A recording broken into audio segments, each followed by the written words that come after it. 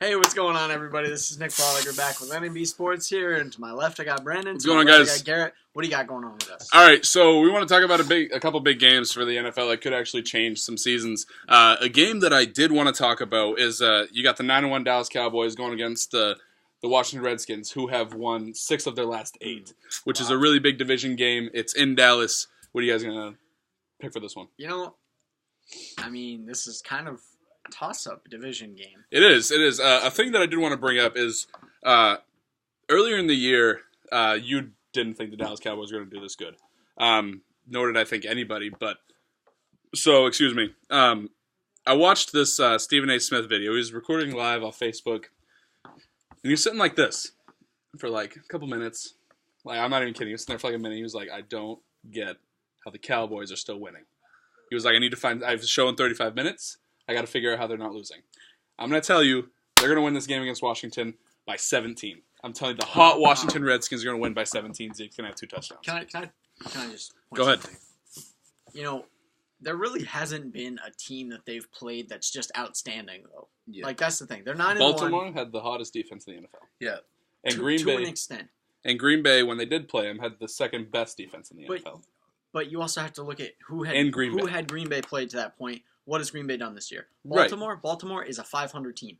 Right. With a strong run defense. And they've played. And then Dak Prescott throws 3 touchdowns. Correct. And has a 138 QBR. Right. And he looks so poised, honestly. Right. It's insane what he's doing for a rookie. See, yeah. I'm not going to be sold on them until they play a complete team and win. I agree. Okay. A thing that I did want to bring up is I was thinking about this later last night, and if you think like Dak is impressive right now, can you think about him in the next 10 years? If he stays healthy. But I mean, if he stays healthy, I don't understand. See, my fear is that we're gonna get this Carl Towns effect where he does so good in his rookie season and he makes improvement, but people are like, "Wow, he's not the best player in the league." Same thing with, like Todd Gurley. Todd Gurley's prime example. Fantastic rookie season, has an average second season. Not even average. I think that's way below average for what he's done. Yeah, I mean, he's for what his production should be. Right. And so what his production what you're trying to say is Dak has set it too high for his following season. No. People are going to expect more. I think people are going to underrate him, but he's going to be excellent. Okay. You know, that's my fear. All right. And, the guy's incredible.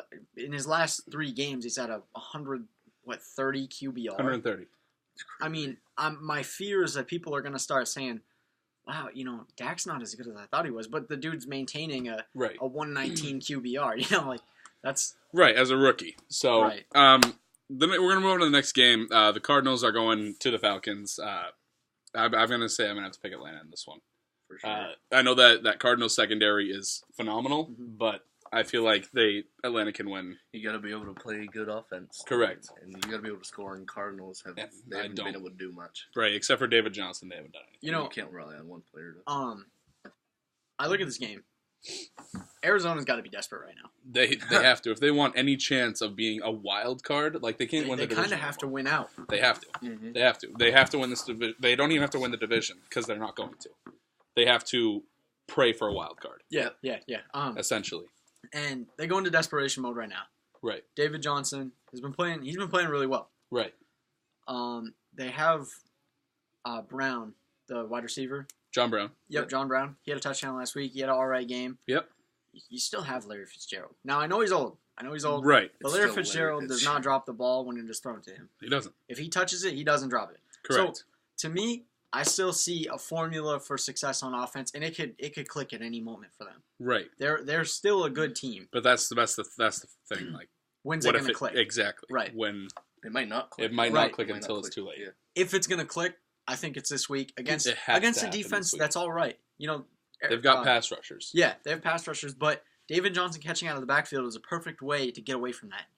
And a guy like Larry Fitz, he's going to do whatever he has to do to win. Correct.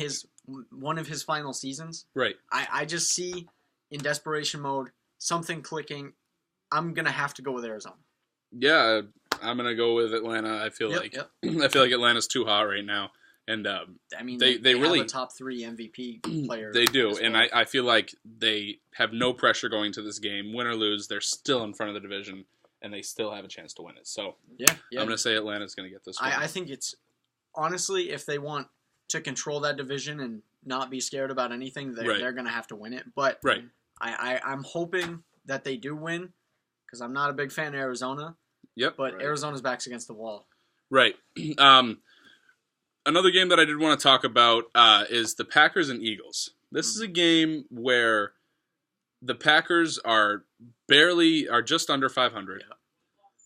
If they want any chance, like Arizona, to make playoffs, it needs to happen again. And going into Philadelphia and playing them, Carson Wentz isn't a bad quarterback, but as we've seen how past rookie quarterbacks have been demolished is by pass rushing, and like these two rookie quarterbacks in Dak Prescott and Carson Wentz aren't affected by it at all. Right. So going into this game, you're gonna have to do more than just pass rush. Right. And that defense is banged up. If they're gonna win, they're gonna have to win now. And Aaron Rodgers needs to stop being a chemistry killer and needs to step up in the locker room and be that leader that he needs to be. I agree. You know, interesting enough, I actually saw a statistic the other day that the Green Bay secondary against quarterbacks, every player except for Micah Hyde and HaHa Clinton Dix, like their corners specifically, have a 119 QBR against them, which is insane. And you're going up against Carson Wentz, who's a rookie but has played phenomenal. You know, he's at I think an above 80 QBR. Yep. In every game this season. For a rookie, that's fantastic. You didn't even see Peyton Manning do that in his final final season of his career. Right. So when you're looking at this, a person that I would think needs to have a big game is Morgan Burnett. Yeah. He's a great pass rushing safety, and I feel like bringing that guy that Carson Wentz won't be able to see off his blind side, bringing Morgan Burnett to get a couple licks on Carson Wentz, he's going to need to do it. Being a rookie quarterback, that could affect him. Yeah. Correct. He's going to be expecting it. Right. So. You're gonna get in his head at that point. So I think that's gonna be the tone setter is Morgan Burnett. So the primetime game I did want to talk about is Chiefs Broncos. This is a crazy game. Biggest game of the week. Biggest game of the week by far, because the Chiefs coming off a loss. If they lose this game, they are no longer second in the division. They moved on to third. And Denver, if they win this one, they move up to second. If they lose, they stay at third, out of playoff contention. You know, I'll let you guys get to this one in a second. Yep. But the biggest part of this game for Denver is that wild card spot. I really don't think it depends on the division anymore, because Kansas City and Oakland are on another level than Denver right now, because Denver has some injuries. Right. And no quarterback. Right. So, you know, I think Miami has a big chance. That's what I was talking about. Yeah. I think Miami has I feel Miami has a better chance right now. Well, they won the last 5 or 6. Yeah, 5. So I think they have a better chance right now than Denver does to make the playoffs. If Denver drops this game, I'm gonna say Miami's gonna take that wild card spot from them. I think they're gonna drop the game. I think I'm gonna predict the Chiefs win by double digits. I think Smith is gonna have a big bounce back game. week. Yeah. I feel like they're gonna win by 10, especially in a bounce back. Yeah, week. they got shut down by Tampa Bay last week. Right. They only scored 17 points. Which is, for Kansas City starts the year really slow. Yeah, they've been struggling, actually. They were down 17-0 to Carolina. Right. They came back and won that game. And that's the thing about this team. They're resilient. Even though they start out slow, they're going to keep fighting. I mean, without Jamal Charles, they fight through extreme adversity. Which is crazy. Yeah. Who heard of Spencer Ware or Sarkandrick West before I know. Jamal Charles went down? So, a thing that I think the key player in this game is definitely going to have to be offensive tackle Eric Fisher. Yeah. In his third year, he's going to have to keep the Denver pass rush of Von Miller and DeMarcus Ware on the down low. Which is a tough assignment. Which is a tough assignment, he's capable, but he needs to do it. Aside from that, you know who I think would also be a huge player is Spencer Ware, being able to catch out of the backfield, because I believe Aqib Talib is still out, if I'm not mistaken. I'm not sure. But I know Brandon Marshall is injured. Right. So you lose 2 good tackling players that are up the field a little bit. Right. And Spencer Ware is great at catching out of the backfield. And Travis Kelce picking it up. Right. So I think Spencer Ware is the second most important player. I would say this so. Because if you can't stop Von Miller, you're gonna lose. Right, exactly. We've seen he's gonna get licks on your quarterback, and it's not gonna stop. He's gonna force him to make to turn over the ball. Yep. So we're gonna move on from the NFL. We're gonna move on to NBA. A couple of games that we did want to talk about. Trailblazers Knicks. You got young versus old. What are you guys thinking from this one? I'm gonna take the Knicks. I'm gonna take the Knicks. I mean, Damian Lillard's been slow. Yeah, his last 3 or 4 games. I mean, right. I have in fantasy. He's had 19 points and then 18. It's crazy. What? Like I rely on him, but anyways. And I think Melo's had good games the last couple games. I think he'll do good. I feel like Porzingis is Porzingis numbers right now. Porzingis is stepping it up. So yeah, him and Anthony, I think they'll win the game. I'm gonna go with Portland Trailblazers, and I think it's time to start seeing Dame get some cash. He needs to start exploding off of Derrick Rose. All you have to do is hit him with a couple ankle checks, and he's injured for the rest of the year. So Damian Lillard is going to be locked in tonight. I promise you. A thing that I want to talk about is I'm going to go with the Trailblazers as well, but I'm going to talk about CJ McCollum. Yes. He needs to have he doesn't need to have a big. He's been playing good, actually. He doesn't need to score 30, but if he scores above 15, I think they'll win this game. Because I feel like by then Damian Lillard will be passing the ball. CJ McCollum will be scoring along with Damian Lillard, and I feel like that will be too much. The Knicks also aren't I mean, they have Joakim Noah. Right, outside of their Derrick starting Rose he's not a great defender, but he's athletic enough. Right. And those other guys, I don't know. I don't think they're not a great defensive team. I think the Blazers. Yeah, I don't think they have anybody that can check CJ or I don't think so. Dame. So the next one is the Thunder and Lakers. I actually really like this. This is going to be a good game. It's going to be a really good game. You got the Lakers bench who is playing better than their starters, which I mean, arguably they're both just playing fantastic. Yeah. Right, and it's but they're still young. Their best players are young, so that's why you see the losses there. Right. It's just the youth, and it's gonna come. It's gonna happen. So, I feel like I'm gonna take the Thunder in this one. I don't think that's even a question. I feel like Russell Westbrook is gonna have another 30 triple-double, 30-point triple-double. Another person I did want to look out for is Victor Oladipo. Outside of D'Angelo Russell and Jordan Clarkson, I don't think anyone can guard Victor Oladipo. I don't even think Jordan Clarkson. I don't even think Jordan Clarkson can guard. I feel like he's too explosive off his dribble. Yeah.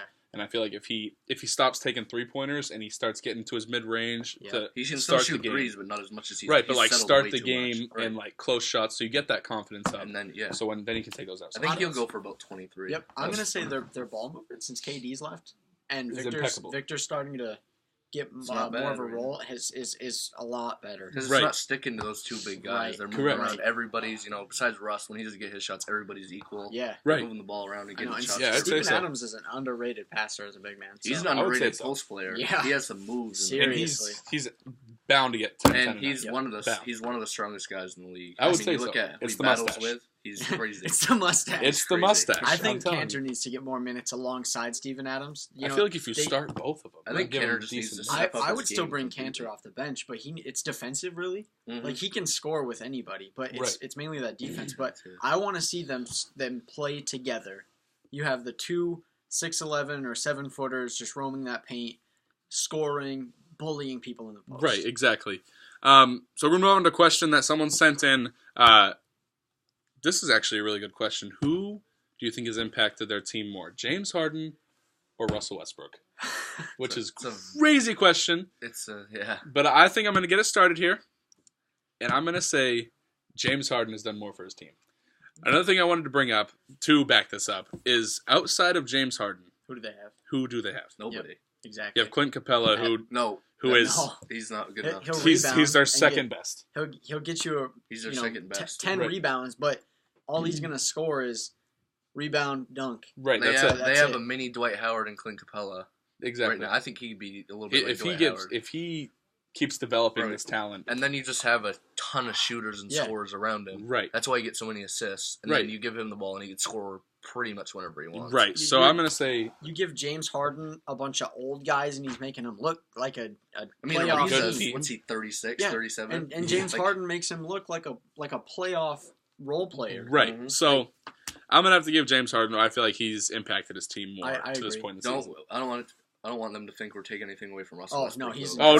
He's Russell crazy. Also, this was a hard choice. It took a lot of thinking, but no, I agree though. It's like a 49-51 kind of thing. Honestly, if I could flip a coin and you said James Harden is heads and Russell Westbrook is tails, be good with whatever it lands on, I could make you a if case for either one. If I had to pick someone to build a team around and it was only between those two, I would flip a coin. Russell. I think I'd go Russell. I would flip a coin. I feel like you can go with Russell, who could do a lot for your team. You can go with James. Who would do a lot for your team. James is a better shooter, too. I think so that also helps a lot. Yeah. So, I mean, I would... I really couldn't... It took a little bit of thinking, but I feel like without James Harden, they're like the 76ers. At best. So, that's what I would say. At best, for sure. So, Nick, you actually showed this to us. You want to explain what you were talking about here? Yeah, so we... I did not find it. Obviously, ESPN created this. It's called the ESPN Trade Machine. Now, what you do is, you take up to 4 teams. Traditionally, you'd go with 1 and 2. And, maybe you'd put Enes Kanter and Rudy Gay. And then you'd submit the trade, and it would tell you if it would go through or not based on cap space, how much the player impacts them negatively or positively. Now, a Rudy Gay for Enes Kanter trade might impact the Thunder great in the win column. Right. But it wouldn't really... Right. Yeah, right. So, but it might not impact the Kings as much as they want because they have DeMarcus Cousins, they have Willie Cauley-Stein. They're already big.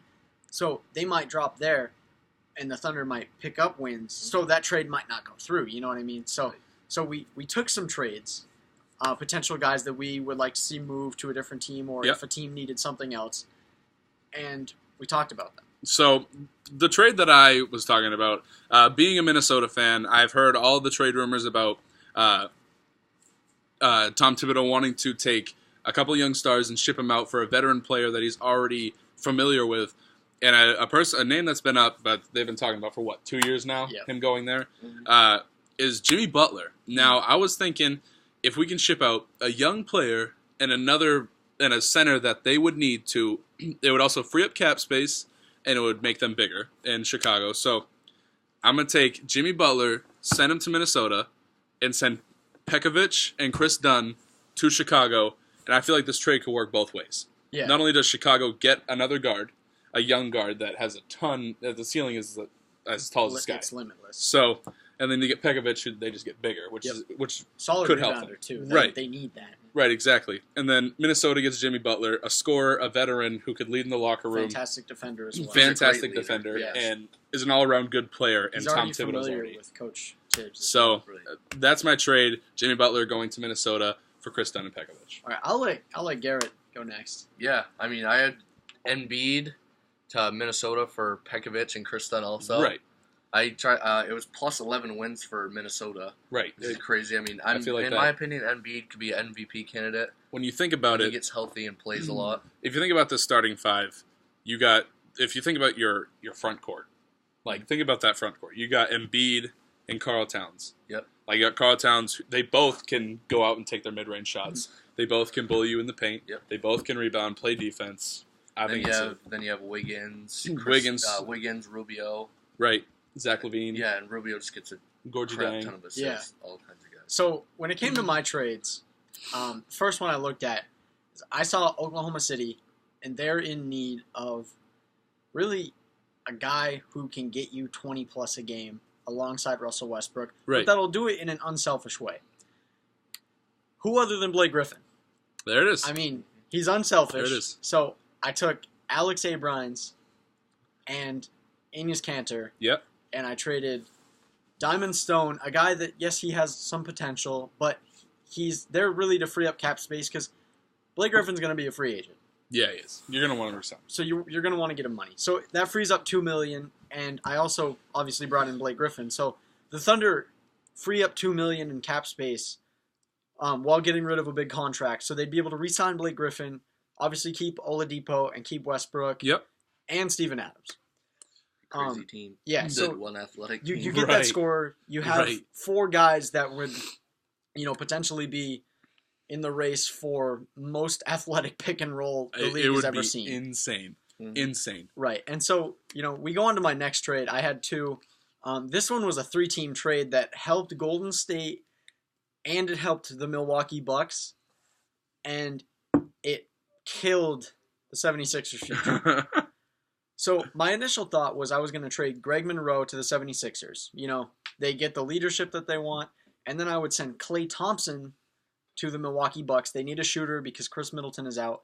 And I would put Joel Embiid, a shot-blocking scorer that dominates rebounds, in the heart of Golden State's paint. It's a Golden State. But to make it even better for Milwaukee, they had the choice.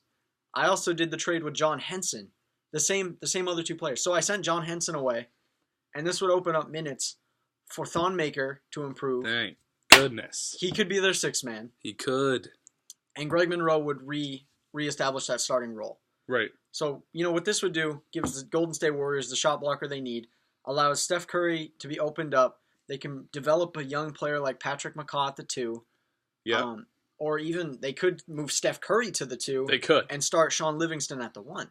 They get long and more athletic. Right. They get the they're in desperate need of a really good shot blocker. They are. KD would open up and get more looks than he's gotten, and he's been incredible this season. Right. So, I think the Golden State Warriors benefit. Obviously, Chris Middleton being out, Klay Thompson fills that two-way role. Yep. And the 76ers, they take the short end of the stick, but somebody's got to do it. But they're used to it. Yeah. So, all right. Well, if you guys want to, again, check that out, it's ESPN Trade Machine. Just Google search it. It'll come right up. Yep.